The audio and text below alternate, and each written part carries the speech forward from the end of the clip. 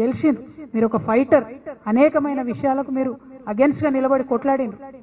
మీ మీద ఉన్నటువంటి గౌరవాన్ని దయచేసి తగ్గించుకోవద్దని చెప్పి ఈ సందర్భంగా నేను భారతీయ జనతా పార్టీని కోరుతూ మరి ఈటెల రాజేంద్ర అన్న క్లారిఫికేషన్ ఇవ్వాలి.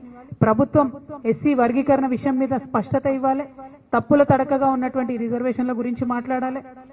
అదేవిధంగా తెలంగాణ వాదులు, తెలంగాణ ఆడబిడ్డలు అందరూ కూడా వచ్చే సంవత్సరం మనం ఈ ప్రభుత్వం చేసినటువంటి రికార్డుని 10 రికార్డుతోని బద్దలు కొట్టడానికి ఆడబిడ్డలు, తెలంగాణ జాగృతి నాయకులందరూ కూడా సమాయత్తం కావాలని చెప్పి మీ అందరినీ కూడా కోరుతూ నేను సెలవు తీసుకుంటున్నాను. Thank you. జై తెలంగాణ, జై జాగృతి, జై తెలంగాణ.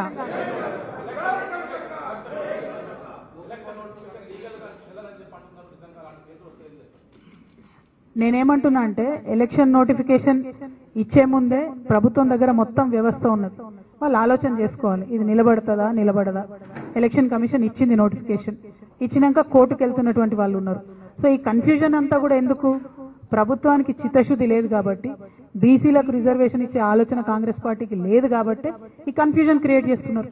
మీకు నిజంగా క్లారిటీ ఉంటే ఇన్ని రోజులు ఆగిండ్రు, ఇంకో 2 నెలలు ఆగండి, ఇంకో 3 నెలలు ఆగండి, బీజేపీ ప్రభుత్వం మీద ఒత్తిడి తీసుకురండి, క్లియర్ గా ఆర్డినెన్స్ నో లేకపోతే రాష్ట్రపతి దగ్గర ఉన్నదో పాస్ చేపియండి.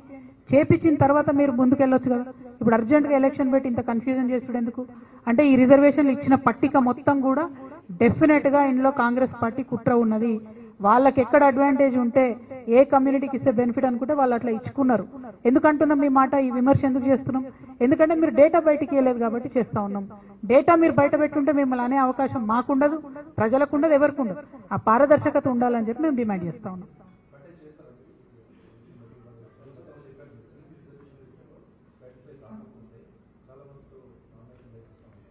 డెఫినెట్ గా మేము ఆలోచన చేస్తా ఉన్నాం. కోర్టు తీర్పు అక్టోబర్ 8వ తారీఖున ఉన్నది కాబట్టి ఆ అక్టోబర్ 8వ తారీఖు కోర్టు ఏం చెప్తుందో చూసిన తర్వాత మా ప్రొటెస్ట్ను ఏ విధంగా తెలియజేయాలనే విషయం మీద మాత్రం ఆలోచిస్తాం, నిర్ణయం తీసుకుంటాం. ఊరుకోము, చూస్తూ ఊరుకోము. బీసీ బిడ్డలకు అన్యాయం జరుగుతుంటే 8వ రోజు కోర్టు తీర్పున తర్వాత మా ఉద్యమ కార్యాచరణ ఏందన్నది రాష్ట్రంలో ఉండే ఇతర బీసీ సంఘాలందరితో కూడా మాట్లాడిన తర్వాత ప్రకటన చేస్తాం.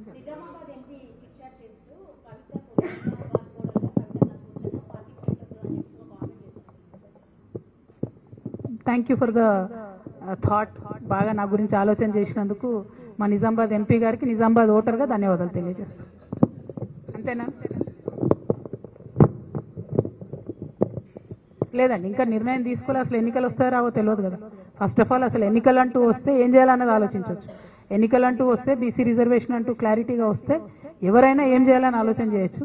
అదే కన్ఫ్యూజ్ చేస్తున్నారు ప్రజలు కాబట్టి, ప్రభుత్వం కాబట్టి. ఇంకో పక్క భారతీయ జనతా పార్టీ కేంద్రంలో అధికారంలో ఉండి నిజంగా రిజర్వేషన్ ఇవ్వాల్సిన వాళ్ళు మోసం చేస్తున్నారు కాబట్టి డెఫినెట్ గా ఇది ఉద్యమించాల్సినటువంటి సమయం అని తెలంగాణ జాగృతి భావిస్తుంది. 8వ తారీఖు కోర్టు డెసిషన్ ఏమొస్తుంది అన్న దాన్ని బట్టి మేము కార్యాచరణ ఏందన్నది ప్రకటించడం జరుగుతుంది.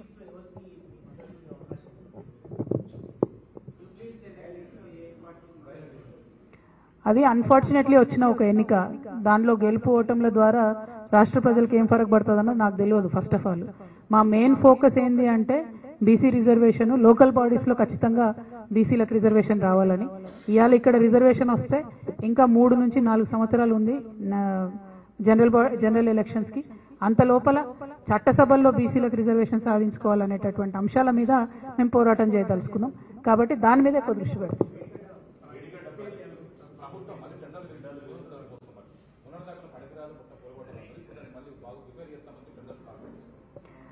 ఎన్డీఎస్ఏ రిపోర్ట్ ఇచ్చింది, దాని ఆధారంగా కాల్ఫర్ చేసినామని చెప్పి ప్రభుత్వం చెప్తూ రిపేర్ చేస్తుంది.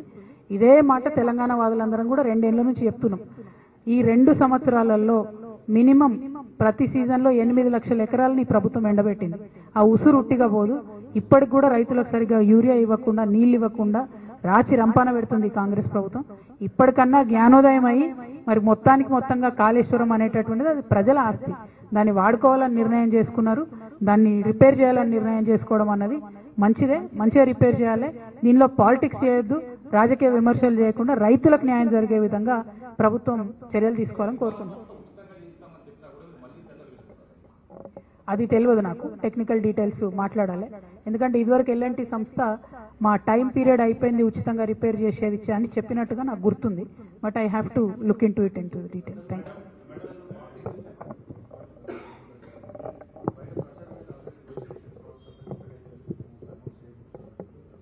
ओके, क्या है और क्या? एक सवाल है, आप ये लोकल बॉडी अनाउंस हो चुका है, आप लोकल बॉडी चुनाव में आपका क्या रोल होगा, क्योंकि आप एक अभी राजनीतिक पार्टी को नहीं लीड कर रही है, राजनीतिक मूवमेंट में जरूर हिस्सा ले रही है, राजनीतिक रूप से एक्टिव है, लेकिन लोकल बॉडी चुनाव जो अनाउंस हो चुके हैं उसमें आपका क्या रोल है?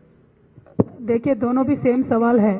मेरा तेलंगाना के जनता से भी यही रिक्वेस्ट है कि आज जो लोकल बॉडी का नोटिफिकेशन आया है, इसके ऊपर एक गंभीरता के साथ किसी का सोच नहीं है। ना कांग्रेस पार्टी सोच रही है, ना बीजेपी पार्टी सोच रही है। यहाँ जो बीसी रिजर्वेशन का इश्यू है, जो मुद्दा हमने उठाया है, उसके ऊपर सीरियसनेस से जब ये दो पार्टी सोचेंगे, उसके बाद ये इलेक्शन का क्लैरिटी आएगा। क्योंकि इलेक्शन का एक तरफ नोटिफिकेशन आया, दूसरे तरफ अदालत में ये खुद ये पार्टी केस डला रही है, और भारतीय जनता पार्टी आज ये बोल रही है कि अगर चुनाव खत्म होकर रिजल्ट भी आया तो भी चुनाव कैंसिल हो सकता है। तो एक तरीके से ये तो ब्लैकमेल हो गया भारतीय जनता पार्टी का, जो तेलंगाना आवाम के साथ ये कर रहे हैं। तो हम इन सारे चीजों को नजर में रखेंगे, उसके बाद डिसीजन लेंगे, क्योंकि अक्टूबर 8 के बाद जो डिसीजन पेंडिंग है, इंपॉर्टेंट डिसीजन, उसके बाद सोचेंगे क्या होगा। मैडम एक सवाल और है, आपकी पूर्व पार्टी जो है बीआरएस, वो एक कैंपेन शुरू की है, बाकी का कांग्रेस का जो ड्यू है, जो प्रोमिसेस ड्यू, उसको आप उससे पता करती हैं, उसको सपोर्ट करती हैं? बीआरएस से मेरा कोई लेना देना नहीं है भाई। तो बीआरएस पार्टी पॉलिटिकल पार्टी है, वो अपना प्रोग्राम कर रहे हैं, करने दो, अच्छी बात है। अपने अपने तरीके से लोग उठाते हैं ना, तो बीआरएस पार्टी का जो तरीका है वो लीड कर रहे हैं। और मैं ये चाहती हूँ बीआरएस पार्टी बीसी इश्यू को भी बहुत सीरियसली उठाए। अगर वो बीसी इश्यू सीरियसली उठाएंगे तो अच्छा रहेगा, आवाम के लिए फायदा भी होगा। तो बस उनकी मर्जी है, कांग्रेस के खिलाफ अभी काम कर रहे हैं। इतने ही सीरियसनेस से बीसी के मुद्दे के ऊपर भी काम करना चाहिए। Thank you, thank you. जय तेलंगाना, जय जागृति।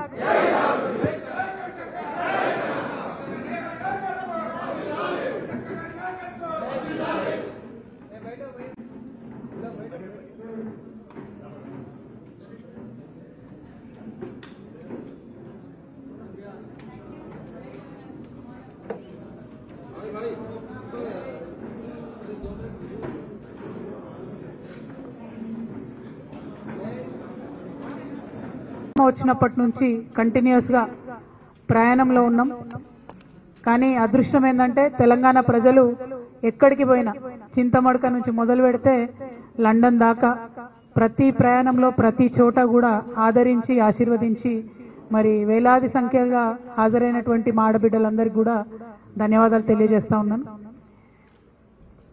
ఇవాళ తెలంగాణ రాష్ట్రంలో తెలంగాణ సోయి లేనటువంటి ప్రభుత్వం నడుస్తా ఉన్నదనడానికి ఉదాహరణ ఏంటంటే, ఈ ప్రభుత్వం అధికారంలోకి రాగానే తెలంగాణ తల్లి బొమ్మను మీరు గెజెట్ ఇవ్వలేదు కాబట్టి మేము తెలంగాణ తల్లి విగ్రహాన్ని మారుస్తున్నామని చెప్పి తెలంగాణ తల్లి విగ్రహాన్ని మార్చి గెజెట్ ఇచ్చుకొని ఇవాళ ఇంటర్నెట్లో ఎవరైనా తెలంగాణ తల్లి బొమ్మ ఎవరు పెట్టినంటే తెలంగాణ ఉద్యమ వ్యతిరేకి, తెలంగాణ ద్రోహి రేవంత్ రెడ్డి గారు పెట్టినని వచ్చేటట్టుగా చేసుకున్నారు ఆయన.